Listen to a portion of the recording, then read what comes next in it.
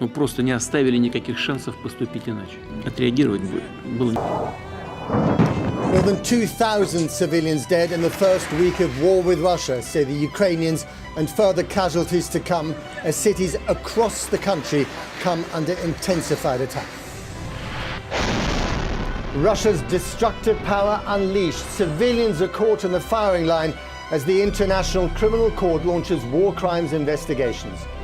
Russian troops are said to control Ukraine's biggest nuclear power station. America says the world narrowly averted a nuclear catastrophe. The United Nations says more than 500,000 people have now fled Ukraine. We're on the border witnessing the painful goodbyes of thousands of refugees, leaving husbands, fathers and sons behind.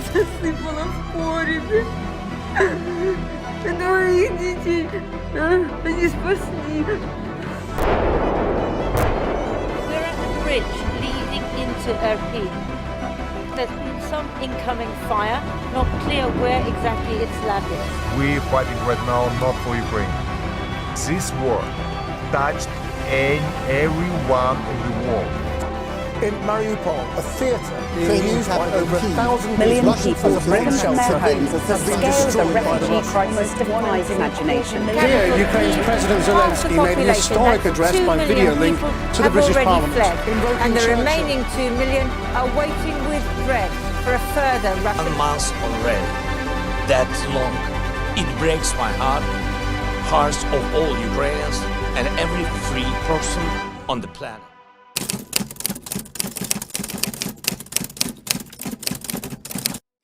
Ketegangan antara Ukraina dan Rusia sudah berlangsung sejak lama. Ketika Ukraina menyatakan kemerdekaannya pada tahun 1991.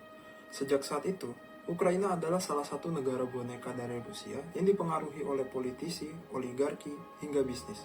Pada masa tersebut, terdapat isu pemerintahan Ukraina yang korup, serta berjalan tidak efisien dalam memenuhi kebutuhan konstituennya, dan memicu adanya revolusi oranye, yaitu pada tahun 2004 sampai 2005, yang terjadi di Kiev, dengan tujuan menentang pengaruh politik Rusia di Ukraina, yang merdeka secara konstitusional dan menunjukkan keinginan Ukraina untuk melambagakan demokrasinya.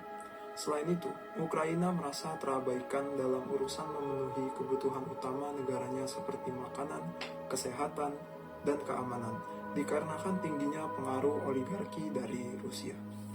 Ukraina merasa memiliki krisis identitas. Ukraina memiliki kebutuhan untuk memperkuat rasa identitas nasional yang diakui di kalangan Ukraina. Pada saat yang sama, identitas ini cukup rumit karena Ukraina adalah negara multi-etnis dengan minoritas yang relatif besar, terutama Rusia di timur.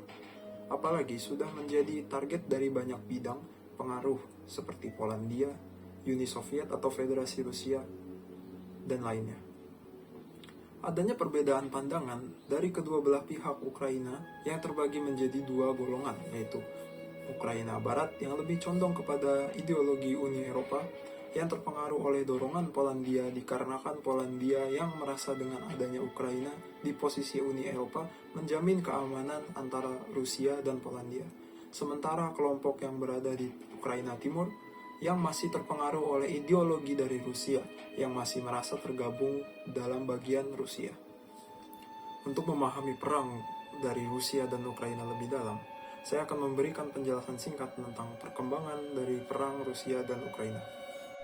Pada awal tahun 2022, tepatnya di bulan Februari, tanggal 24, Vladimir Putin selaku presiden dari Rusia mendeklarasikan operasi militer khusus dengan tujuan untuk mendemilitarisasi dan denazifikasi Ukraina. Beberapa menit kemudian, rudal dan pesawat milik Rusia menyerang ibu kota Ukraina, Kiev, dan diikuti oleh upaya invasi militer besar-besaran dari berbagai arah. Berikutnya pada bulan Maret tahun 2022, pasukan Rusia mencapai Kiev dan mendapatkan perlawanan yang cukup keras dari pasukan Ukraina. Rusia mulai menutup media independen yang menentang perang dan membatasi akses ke media asing. Ratusan mayat warga sipil ditemukan di kuburan massal di Bucha, Ukraina pada tanggal 19 dan tanggal 21 Maret. Lalu pada bulan April tahun 2022, serangan rudal Rusia menghantam stasiun kereta api di Kramatorsk, Ukraina pada tanggal 8 April yang menewaskan sekitar 50 warga sipil dan melukai lebih dari 100 orang. Selain itu, Rusia mendapat serangan dari Ukraina dengan rudal Ukraina yang menenggelamkan kapal armada Laut Hitam Rusia yang bernama Moskva pada tanggal 14 April. PBB memperkirakan 2/3 anak Ukraina terlantar akibat perang yang terjadi. Pada bulan Mei tahun 2022, Rusia mengadakan parade Hari Kemenangan tahunan untuk menandakan kekalahan Nazi dalam Perang Dunia Kedua yang berlangsung pada tanggal 9 Mei. Swedia dan Finlandia mendaftarkan diri untuk bergabung dengan NATO pada tanggal 15 Mei, namun negara Turki menolak. Diketahui untuk bergabung dengan NATO dibutuhkan persetujuan dari semua anggota NATO yang berjumlah 30 negara. Kedua negara ini ingin bergabung dengan NATO lantaran adanya ketakutan apabila Rusia juga menyerang ke Swedia dan Finlandia. Pada bulan Juli tahun 2022, kota terakhir di wilayah Luhansk berhasil direbut oleh Rusia pada tanggal 4 Juli. Selain itu, terjadi pertempuran besar-besaran di wilayah Donbas. Rusia mulai menutup secara berkala pipa gas Nord Stream yang menuju ke Eropa dan menjadi sumber energi di beberapa negara Eropa, sebagai bentuk peringatan kepada negara-negara di Eropa untuk tidak mencampuri urusan Rusia dalam invasi ke Ukraina. Pada bulan September tahun 2022, Ukraina memberi serangan balasan di wilayah timur laut Kharkiv yang mengakibatkan Rusia mundur dari wilayah itu pada tanggal 6 September. Lalu pada tanggal 10 September, Zelensky mengibarkan bendera Ukraina di kota Izium yang sebelumnya diduduki oleh Rusia selama 6 bulan. Namun, pada tanggal 30 September, Rusia secara resmi mengambil alih Donetsk, Kherson, Luhansk, dan Zaporizhia.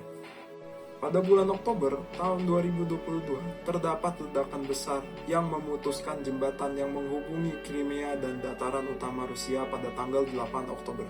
Jembatan ini merupakan jalur utama pasokan bagi pasukan Rusia yang sedang berperang pada saat itu. Rusia menuduh Ukraina melakukan hal tersebut, namun Ukraina membantahnya. Lalu, perang ini masih berlanjut sampai sekarang. Dengan demikian, konflik Rusia dan Ukraina ini memiliki implikasi global, terutama kontes antara demokrasi dan otokrasi, kontes antara kebebasan dan ketidakbebasan, di mana Ukraina adalah garis terdepan yang dipertaruhkan. Sementara itu, ekspansi Rusia dianggap sebagai ancaman terhadap keseimbangan kekuatan yang dibangun setelah Perang Dunia II. Potensi campur tangan dari Uni Eropa dan Amerika Serikat ke Rusia dapat memperluas lingkup pengaruh mereka di Ukraina sehingga dianggap sebagai ancaman bagi keamanan Rusia. Selain itu, pengaruh dari eksistensi NATO di Eropa Timur menjadi kekhawatiran bagi Vladimir Putin selaku presiden dari Rusia, di mana Rusia meminta aliansi tersebut untuk tidak menerima Ukraina ataupun negara-negara bekas dari Uni Soviet untuk bergabung dengan NATO sebagai anggota. Putin juga melakukan invasi tersebut dengan tujuan memaksa adanya perubahan di Ukraina. Rusia ingin kepemimpinan Ukraina diganti menjadi pro-Moskow. Berikutnya, saya akan menampilkan sebuah video dari pengamat Rusia dan Ukraina yang akan membagikan hasil dari pengamatan mereka. Penggunaan media sosial digunakan sebagai platform dalam menyebarluaskan informasi di era sekarang ini. Dalam konflik Rusia-Ukraina, penyebarluasan informasi digunakan sebagai propaganda dari masing-masing negara untuk mencapai tujuan kepentingan nasionalnya dan mempengaruhi persepsi publik internasional melalui disinformasi. Sosial media juga memainkan peranan penting sebagai sumber informasi bagi jutaan orang, dan proliferasi sumber yang tersedia telah menjadi semacam demokratisasi pasar, baik itu berita baik maupun berita buruk. Propaganda dan disinformasi datang dari kedua belah pihak dalam perang. Di Ukraina sendiri, banyak orang tidak mempertanyakan penggunaan propaganda Ukraina dan penting bahwa perspektif ini diperiksa dan dipertanyakan secara setara.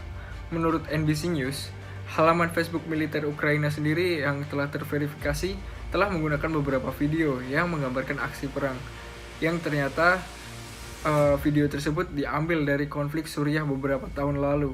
Pemerintah Rusia dan Ukraina memiliki korban yang tidak dilaporkan dan membengkak secara terus-menerus.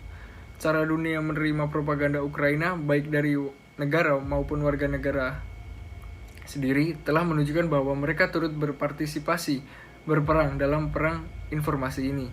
Pada hari-hari awal perang, terdapat sebuah video yang menjadi viral di mana seorang pilot Ukraina yang menembak jatuh 6 pesawat Rusia atau pahlawan yang dijuluki Ghost of Kiev sendiri ternyata berasal dari video game.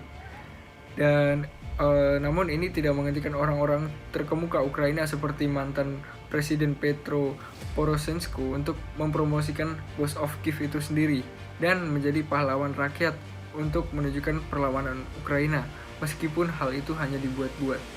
Memes and reactions to the Ghost of Kyiv ultimately led to skepticism, with some questioning the original storyteller's claim. They posted replies to him, prying at his sources, labeling him as an unreliable one. However, others wanted to believe, championing the Ghost of Kyiv as a symbol of hope. Internet users got a scare when a video was released of a Ukrainian fighter jet being shot down over Kyiv. Many on Reddit thought it was him, worried about the well-being of their newly kinged icon.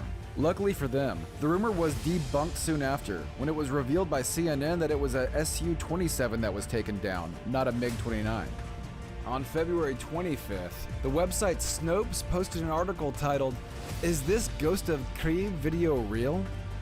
It stated that a video showing the Ghost of Kyiv shooting down a Russian fighter jet was miscaptioned. It turns out that the viral video was actually created with Digital Combat Simulator, a simulation game that was first released in 2008.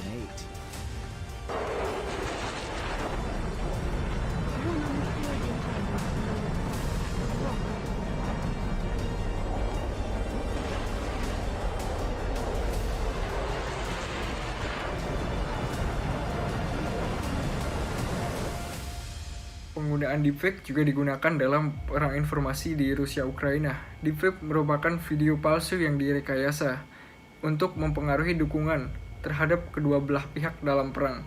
Deepfake secara keliru menggambarkan Presiden Vladimir Putin yang menyatakan perdamaian dalam perang. Adanya disinformasi semacam ini dapat merusak pasar ide sekaligus mempengaruhi sifat perang itu sendiri, di mana menyebarkan narasi palsu untuk membutuhkan koreksi dan tanggapan. Дорогие соотечественники, тема моего обращения – ситуация на Украине. Только что прошли переговоры с украинской стороной, и они закончились абсолютно успешно для российской стороны. Вкратце проинформирую вас. Итак, мы достигли мира с Украиной. С Украиной в ее всемирно признанных границах с Донецкой и Луганской областями. Мы договорились, что совместно создадим большой фонд при участии ЕС и США на восстановление инфраструктуры в этих украинских регионах. Также мы подписали 5-годичную дорожную карту восстановления независимости Крыма как республики в составе Украины. В переговорах я руководствовался одним принципом – сохранить мир и жизни славянских народов. Русский язык в Украине останется, и никаких притеснений не будет, как и притеснения русского населения. Это точно и однозначно прописано в мирных соглашениях. Жизнь и мир продолжаются. Спасибо за ваше внимание и ваш труд, дорогие россияне. Dalam video tersebut terlihat bahwa Putin nampak mengatakan bahwa kami telah berhasil mencapai perdamaian dengan Ukraina dan selanjutnya mengumumkan pemulihan kemerdekaan Crimea sebagai republik di dalam Ukraina. Video tersebut merupakan salah satu video deepfake yang telah disebarkan oleh Ukraina dan akhirnya dikonfirmasi bahwa video tersebut tidaklah benar. Всім добрий вечір. Лідер фракції тут, голова Офісу президента тут, прем'єр-міністр Шмигаль тут, Подоляк тут, президент тут. Всі ми тут, наші військові тут, громадяни суспільства тут, всі ми тут. Захищаємо нашу незалежність, нашу державу. І так буде й далі. Слава нашим захисникам, слава нашим захисницям. Слава Україні! Video yang telah kita tonton tersebut menunjukkan bahwa Zelensky sendiri telah berulang kali membalas klaim Rusia dengan memposting langsung ke media sosial. Yang paling terkenal dengan video We Are Here di awal invasi. Setiap minggu ribuan video mengungkapkan tingkat kerusakan, kehancuran dan kebrutalan invasi yang dilakukan oleh Rusia kepada pemirsa dan pemerintah di seluruh dunia. Misalnya, setelah pembantaian di Bucha, banyak gambar di media sosial tentang warga sipil yang tewas dan dimutilasi dengan cepat, merusak narasi pemerintah Rusia bahwa serangan dan mundurnya pasukan Rusia adalah serangan bendera palsu yang diatur oleh pemerintah Ukraina sendiri. Pada awal invasi, diplomat Ukraina memang telah memperlakukan ruang digital sebagai garis terdepan dalam perang sejak awal, membentuk tim dan proses untuk verifikasi fakta di semua pembaruan yang diposting di saluran resmi mereka, sebagai cara untuk mencegah setiap tantangan terhadap kredibilitas mereka. Presiden Zelensky bersama dengan para pejabat Ukraina lainnya berupaya membangun narasi untuk menunjukkan kondisi Ukraina yang tetap kuat di tengah peperangan dan berupaya mencari simpati terhadap masyarakat internasional. Selain itu, perkembangan dan media informasi digunakan oleh Presiden Zelensky untuk mengumpulkan dukungan besar terhadap Ukraina melalui diplomasi publiknya dengan menggunakan media sosial untuk menyampaikan pesannya terhadap audiens yang dituju, yaitu masyarakat internasional. Salah satunya juga kita telah banyak melihat video Presiden Zelensky telah meminta bantuan terhadap negara lain di tengah konflik yang terjadi. Terlihat pada April 2023 terjadi pertemuan antara Presiden Zelensky dengan Perdana Menteri Mette Frederiksen dalam membahas bantuan di bidang militer terhadap Ukraina. Presiden merupakan aktor diplomat yang paling utama dalam urusan berdiplomasi dan memiliki peranan penting tersendiri. Perlu kita ketahui dulunya bahwa informasi itu bersifat konfidensial, di mana informasi itu hanya diketahui oleh negara itu dan pemerintah itu sendiri. Namun berkat adanya media dan informasi sekarang ini, sosial media digunakan sebagai ruang untuk presiden maupun diplomat lainnya untuk menyampaikan informasi secara terbuka dan bersifat transparansi terhadap masyarakat publik internasional. Berikutnya kita akan menonton sebuah video bahwa Presiden Zelensky menggunakan sosial media untuk menyampaikan rasa terima kasihnya kepada pemerintah Denmark yang telah membantu mereka di bidang militer untuk melawan militer Rusia. Good health to you, fellow Ukrainians. I was on a working trip all day, first to Mykolaiv, then to Odessa, meeting and negotiations with the Danish delegation, with Prime Minister Frederiksen, representatives of the coalition of parties, in particular with the Danish Minister of Defense and the Minister of Foreign Affairs. They are part of the delegation. We talked in great detail about Ukraine's defense needs, about what can help us liberate our territory, our south, our east, and about our needs in the context of rebuilding Ukraine. Mykolaiv is a city, the reconstruction of which Denmark has taken patronage over. There is a need for projects in the energy sector, infrastructure, social sphere and production. An especially sensitive issue for Mykolaiv is water purification and restoration of normal water supply, which was destroyed by the Russian occupiers. There is already a corresponding project with the participation of Denmark, the implementation of which has already begun. But more needs to be done to restore and modernize what is the basis of our people's lives. In Mykolaiv, we visited a hospital where our warriors are being saved after wounds. We thanked the doctors and nurses. We supported our defenders. The hospital is just one of those examples where modernization and reconstruction are critical. And I want to thank Denmark, personally Mrs. Prime Minister and other representatives of the Danish government for their willingness to help Ukraine, for the willingness to support until the full restoration of Ukraine's territorial integrity and until the complete reconstruction of everything necessary for life. Rusia dan sekutunya menggunakan propaganda, akun media sosial palsu, memalsukan dokumen dan memanipulasi video dan gambar untuk mendorong narasi palsu yang mengaku berasal dari media massa ternama seperti Al Jazeera atau BBC, dengan tujuan untuk meningkatkan ketidakpercayaan pada publik internasional tentang kredibilitas pemerintah Ukraina dan keefektifan militernya serta merusak dukungan untuk Ukraina. Українці, шановні захисники, бути президентом виявилося не так вже й легко. Я змушений приймати складні рішення. Спочатку я вирішив повернути Донбас. Настав час глянути правді у вічі. Не вийшло. Стало тільки гірше. Значно гірше. Більше нема ніякого завтра. Принаймні у мене.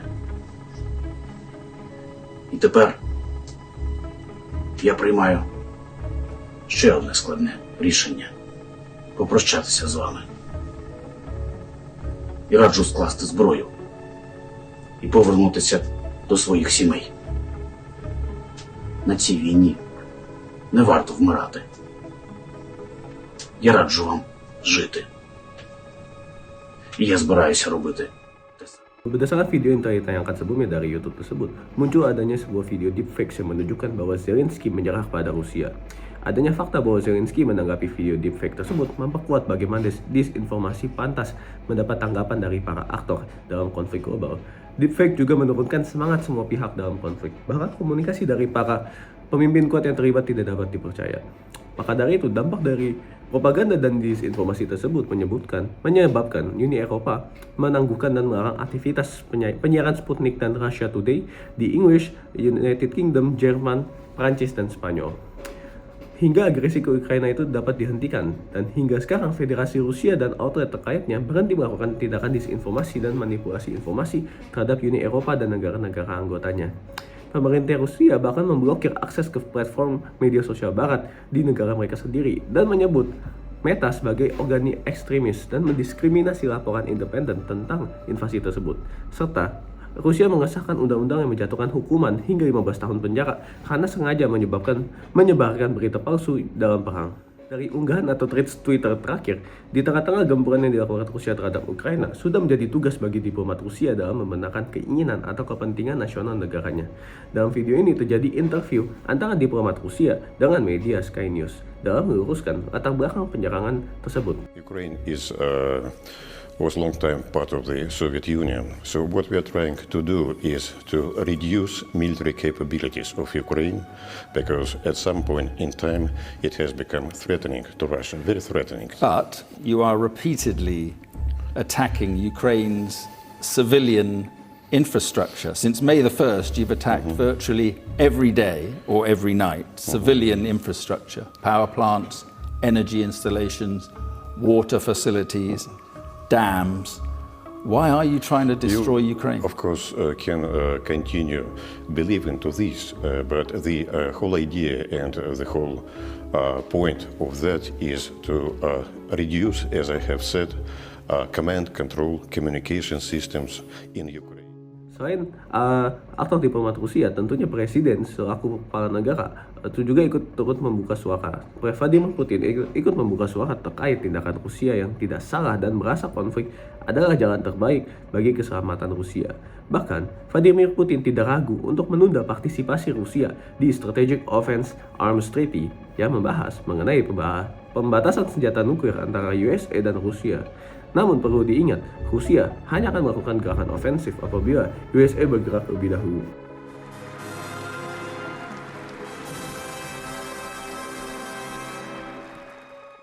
Добрый день, уважаемые депутаты Федерального собрания, сенаторы, депутаты Госдумы, уважаемые граждане России. Сегодняшним посланием я выступаю в сложное, мы все об этом хорошо знаем, рубежное для нашей страны время. В период кардинальных, необратимых перемен во всем мире, важнейших исторических событий, которые определяют будущее нашей страны и нашего народа, когда на каждом из нас лежит колоссальная ответственность.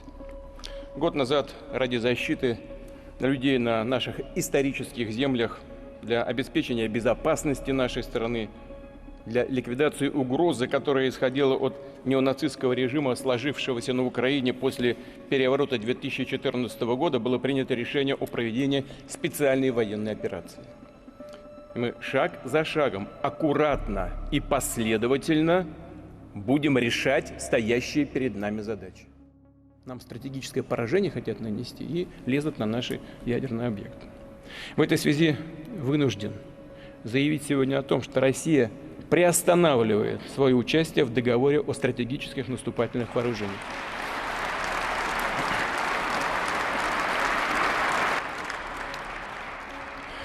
Повторю,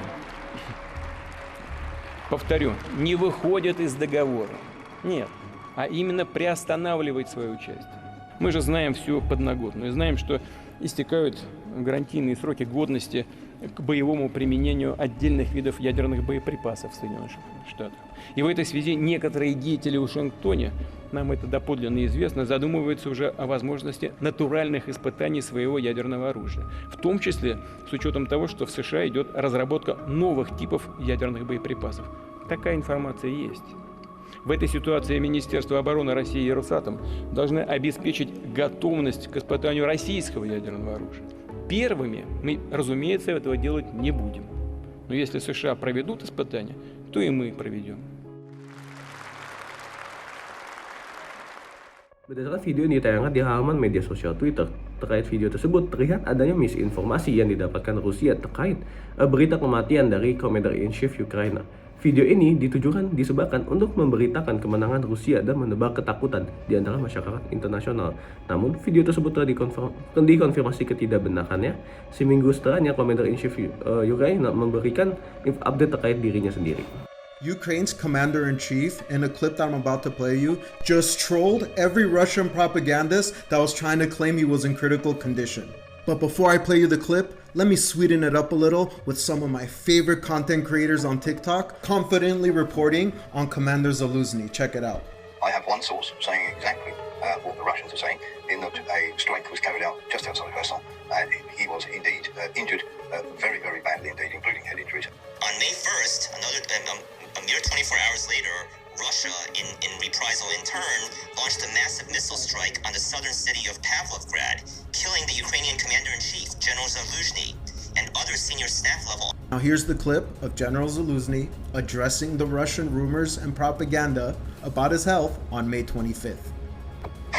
Протягом травня місяця ми спостерігаємо феєричні, фантастичні історії від Russian пропаганди, а також різні конспірологічні версії від так званих експертів. І нарешті сьогодні, 25 травня, я хочу відкрити страшну тайну, дуже страшну тайну про головнокомандувача Збройних сил України.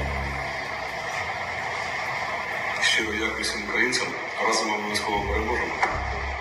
І не тільки сьогодні, завжди. Дякую всім. And there you have it. Yet again, indisputable evidence of Russian propagandists lying through their teeth. Ini yaitu pada Maret 2022 muncul sebuah narasi yang menggambarkan Presiden Rusia yaitu Vladimir Putin sebagai sosok yang gagah dan karismatik dan pro-Islam. Sedangkan Presiden Ukraina yaitu Zelensky dikontraskan sebagai seorang komedian memiliki latar belakang Yahudi dan digambarkan sebagai anti-Islam. Klaim seperti ini cenderung mempengaruhi opini publik yang perlu diluruskan kembali. Ahli dari Arab Saudi yaitu Salah menemukan bahwa para pendukung kontra narasi ini kebanyakan memandang Presiden Ukraina sebagai boneka barat yang memprakarsai permusuhan dan mengancam Rusia. Di sisi lain, mereka melihat Presiden Rusia sebagai pencipta negara baru, pemimpin yang menantang hegemoni barat dan seorang komandan yang menjalankan militer kuat yang mampu memberikan dukungan kepada negara-negara Arab dan Muslim. Hal ini tentunya menggiring opini publik dan menyebabkan terjadinya kategorisasi terkait pendukung Rusia dan Ukraina yang berlatar bukan dari tindakan selama konflik, melainkan kepribadian atau latar belakang dari kedua pemimpin. Selanjutnya saya akan menampilkan sebuah video dari teman mahasiswa saya, Ananta Suputra, untuk menjelaskan relevansi dari perang antara Rusia dan Ukraina dengan teori hubungan internasional. Relevansi dengan teori konflik Rusia-Ukraina. Selain itu, informasi terkait perang dapat diakses secara real-time. Berbeda pada saat perang tradisional seperti Perang Dunia Kedua, pemberitaan informasi terhadap masyarakat publik membutuhkan waktu berminggu-minggu, bahkan berbulan-bulan. Namun, pada era sekarang, pemberitaan informasi dapat berjalan secara langsung atau instan. Peran dari media massa dalam membantu pemberitaan informasi semakin meningkat. Keterbukaan informasi dan transparansi yang terjadi saat perang Ukraina-Rusia memberikan kesempatan bagi para aktor negara untuk bersuara dan memberikan dukungan pada pihak tertentu. Dalam video tersebut, terdapat beberapa pemimpin negara seperti Joe Biden yang tidak membenarkan aksi invasi Rusia terhadap Ukraina. Dan juga ada Boris Johnson sebagai representatif Inggris turut memberikan dukungan pada Ukraina, dan beberapa pemimpin negara-negara dari Uni Eropa turut juga memberikan ultimatum terhadap tindakan invasi Rusia. Rekonstruksi persepsi publik, seperti yang sudah dijelaskan sebelumnya, sudah menjadi tugas dari diplomat dalam menjelaskan latar belakang tindakan dari negaranya. Kita perlu mengingat kembali bahwa diplomat hanya bertugas menjadi representasi negara. Maka dari itu, diplomat hanya menyampaikan apa yang negara ingin sebarkan. Dalam perkembangan teknologi, informasi, dan komunikasi, tentunya diplomat masih relevan dalam menyampaikan informasi kepada warga. Dampak perang Rusia dan Ukraina. Dalam perang Rusia dan Ukraina memiliki dampak yang berbagai macam. Contohnya dampak negatif yang mengancam segala sektor, khususnya ekonomi dalam hal perdagangan global. Seperti yang diketahui, kedua negara ini menjadikan negara terbesar pemasok. Seperti yang diketahui, kedua negara ini memiliki komoditas utama seperti gandum, pupuk, gas alam, dan minyak, di mana komoditas-komoditas tersebut sangat dibutuhkan oleh konsumen internasional. Akibat blokade yang dilakukan oleh Rusia terhadap Ukraina, menimbulkan berbagai macam komoditas tersebut tidak dapat didistribusikan ke beberapa negara, sehingga kegiatan ekspor-impor jadi terlambat. Kelangkaan ini menimbulkan naiknya harga barang mencapai 30% dari harga normal yang membuat masyarakat kaum menengah hingga kaum miskin kesulitan dalam mencukupi kebutuhannya. Salah satu negara terdampak dari perang Rusia dan Ukraina yaitu Indonesia.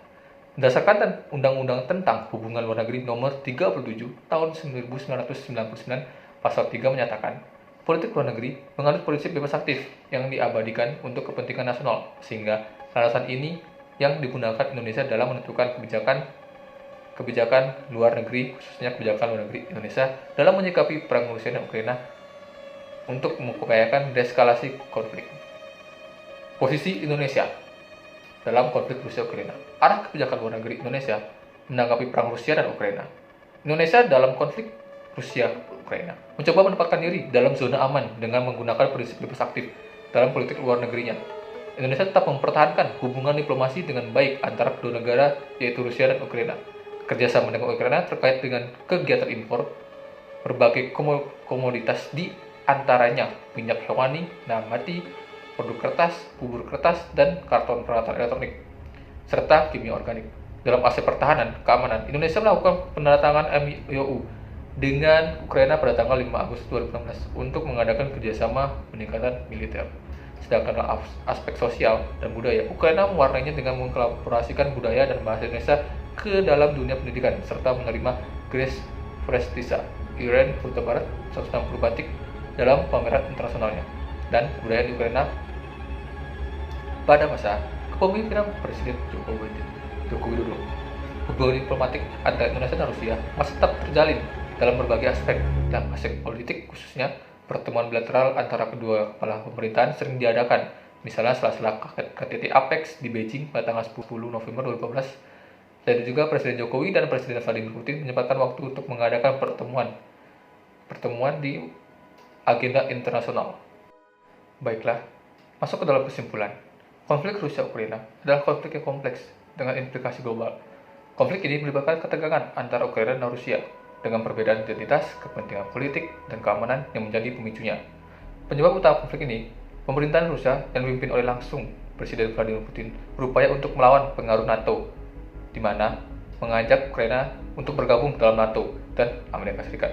Perkembangan perang antara Rusia dan Ukraina menunjukkan eskalasi konflik dari skala militer Rusia hingga pertempuran lebih besar lagi di wilayah strategis. Implikasi global konflik ini melibatkan pertarungan antara demokrasi dan autokrasi, kebebasan dan keterbebasan, serta keseimbangan kekuatan geopolitik di kawasan tersebut. Dalam konteks perkembangan teknologi dan informasi, konflik ini juga mencerminkan penggunaan media dan informasi sebagai alat propaganda oleh kedua belah pihak. Sosial media digunakan untuk menyebarkan disinformasi, memanipulasi video dan gambar, serta mempengaruhi opini publik internasional. Hal ini menunjukkan bagaimana teknologi dan informasi dapat menjadi instrumen yang kuat dalam mempengaruhi opini dan persepsi masyarakat. Pada akhirnya, konflik Rusia-Ukraina menyoroti pentingnya penggunaan media dan informasi dengan tanggung jawab dalam menghadapi propaganda dan disinformasi. Perkembangan teknologi dan informasi memberikan akses yang lebih luas kepada publik, tapi juga memperkuat tantangan dan membedakan antara informasi yang salah dan manipulasi. Keberhasilan penyebaran informasi yang benar dan objektif menjadi penting dalam memperjuangkan keadilan dan perdamaian dalam konflik semacam ini, contohnya perang Ukraina dan Rusia.